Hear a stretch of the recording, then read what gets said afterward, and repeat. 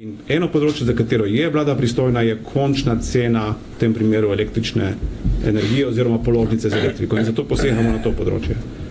Kakršenkoli poseg v pristojnost agencije lahko opravi posredno samo državni zbor, o tem bo več debate prihodnji teden.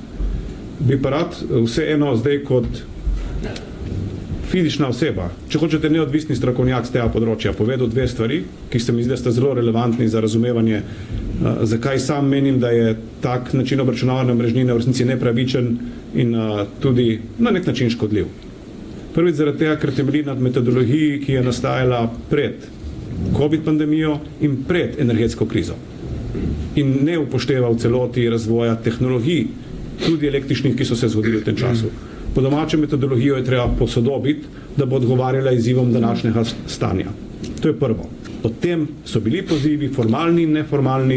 Jaz verjamem, da bo mogoče agencija zdaj končno prisluhnila, če pa ne, bo pa interventna zakonodaja tista, ki bo morala poseči na to področje. Predsednik, lahko rečem, tisti, ki smo dali sončne panele na streho, smo na nek način bili zavestni, da je treba šparati za električno energijo in tako naprej, bomo z to metodologijo na nek način oškodovani.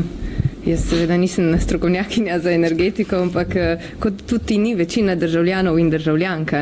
In če vzpostavi državna agencija nek sistem obračunavanja elektrike, omrežnine na način, ki ga nihče ne razume, razen tisti, ki so pač res strokovnjaki oziroma se bolj spoznajo na to, to verjetno ni dober.